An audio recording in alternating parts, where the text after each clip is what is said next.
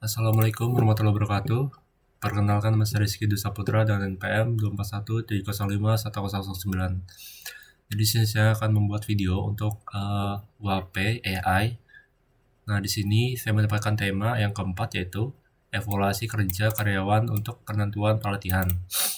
Nah, di sini deskripsi khususnya itu ada dalam sebuah perusahaan, evaluasi kinerja karyawan sering dilakukan berdasarkan penilaian subjektif, seperti cukup disiplin, lumayan produktif, atau kerjasama tim yang cukup baik. Nah, penilaian itu sepertinya sulit diukur secara pasti dan dapat mempengaruhi keputusan perusahaan dalam memberikan pelatihan kerja. Nah, langsung saja kita ke penjelasannya. Nah, di sini juga ada deskripsi singkatnya, yaitu sistem ini memadukan fuzzy logic untuk mengelola penilaian kinerja yang subjektif menjadi skor numerik, yaitu berdasarkan angka. Dan dilanjutkan sistem pakar untuk memberikan rekomendasi program pelatihan yang cocok untuk karyawan. Nah, di sini juga ada variabel sistemnya untuk fuzzy logic, yaitu yang pertama tuh ada variabel kualitas pelayanan. Dia untuk inputannya itu ada 1, 0 sampai 100.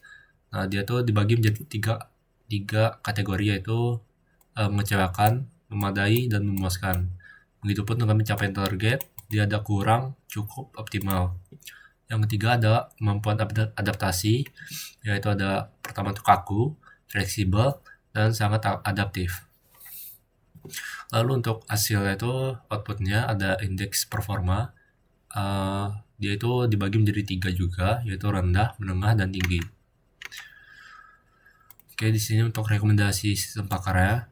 Jadi itu kalau skor ya ada di bawah 40, dia akan mendapatkan performa rendah, yang dimana dia wajib mengikuti pelatihan etika dan kedisiplinan dasar. Nah, kalau skornya di antara 40 sampai dengan 74, dia mendapatkan performa menengah, yang dimana dia direkomendasikan mengikuti kelas pengembangan diri dan skill. Nah, kalau skornya di atas 75 atau sama dengan 75, dia akan mendapatkan performa tinggi, yang dimana dia masuk ke dalam daftar kandidat promosi atau supervisor. Mungkin langsung ke penjelasan codingannya. Di sini ada import library, ya seperti biasa ada import 6ps, np. Nah, di sini saya menggunakan import skfuzzy untuk melakukan perhitungannya nanti. Fuzzy logic. Lanjut di sini a variable. Yang kita tadi saya jelasin tuh, di sini ada variabel kualitas pelayanan. Di sini tuh dia mengambil range-nya tuh di 0 sampai 101. Dimana nanti dia bakal tetap 100 itu dia ini ya kualitas pelayanan. Begitupun juga dengan pencapaian target, dia ada di 0 sampai 100.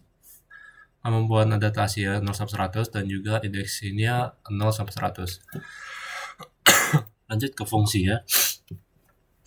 Di sini untuk menentukan dia kategori ya. Contohnya itu kualitas pelayanan. Nah, di sini kita dibagi menjadi 3 kategori, yaitu mengecewakan, memadai, dan memuaskan. Dan juga di sini ada pencapaian target. Di sini ada kurang, cukup, dan optimal. Dan di sini ada kemampuan adaptasi, ada kaku, fleksibel, dan adaptif. Lanjut, di sini ada untuk menentukan dia masuk kategori yang mana. Misal kalau di sini dia untuk kategori rendah tuh dia di sini ada di antara 0 sampai 50. Yang dimana kalau dia ada di 0 sampai 50 tuh dia bisa dihitung sebagai rendah. Begitu juga dalam menengah. Nah, di sini itu dia range-nya tuh antara 25 sampai dengan 75. Nah, 50 ini bisa disebutkan sebagai nilai mutlak. Jadi kalau dia mendapatkan nilai 50, dia akan mendapatkan nilai menengah. Begitupun dengan tinggi, dia ada di antara 50 sampai dengan 100. Nah, 100 juga ini nilai mutlak. Kalau dia ada di angka 100, dia bakal mendapatkan nilai tinggi. Bentar. Oke, lanjut ke aturannya atau rules-nya. Nah, di sini ada rules pertama, ada 5 rules, yaitu 1, 2, 3, 4, 5.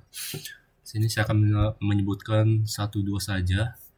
Contoh itu yang pertama tuh ada misalnya rules pertama tuh kalau dia kualitas pelayanannya mengecewakan dan juga pencapaian target kurang dan juga indeks performa rendah. Itu rules pertama. Kalau rules kedua itu kualitas pelayanannya memadai dan pencapaian targetnya cukup, maka performa itu menengah. Begitupun seterusnya.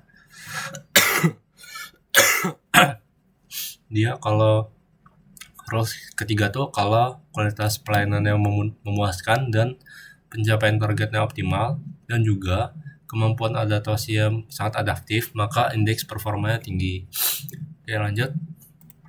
Di sini untuk memasukkan rules ini ke sistem kontrolnya. Oke, lanjut. Di sini kita ke pengetesannya. Misalnya kita input kualitas pelayanannya itu 80 dan juga pencapaian targetnya 90 dan juga kemampuan adaptifnya kita coba 7. Oke. Lalu di sini ada untuk memasukkan juga ke dalam inputan ini ke dalam sistem kontrolnya. Ini juga. Bentar.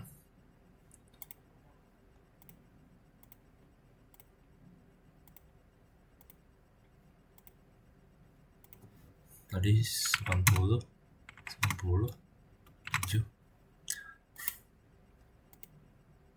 Oke. Lanjut, di sini ada sistem pakarnya yang dimana ini menampilkan hasil dari yang sudah kita inputkan tadi. Nah, dia akan menampilkan indeks performa itu 69,81, yang mana hasil performa itu menengah. Nah, di sini dia rekomendasi itu ikutlah kelas pengembangan diri dan skill. Oke. Lanjut, di sini ada grafik ya. Di sini tuh dia karena tadi yang kita inputkan itu ada 80, maka dia masuknya ke memuaskan. Ini hijau ini memuaskan. Dan juga di sini dia karena kita masukin yang tadi itu ada 90, maka dia disebut juga optimal dan juga sangat adaptif. Itu kita ini dia masuknya ke sangat adaptif dan juga untuk performa itu dia masuknya ke ini ke tinggi. Oke, mungkin bisa coba lagi kita untuk inputannya. Kita coba 90 dan juga 10. Dia masuknya ke kategori performa tinggi. Dia masuknya ke kandidat, promosi, dan supervisor. Mungkin bisa coba lagi untuk yang rendah. Misalnya kita coba 10, dan juga 1.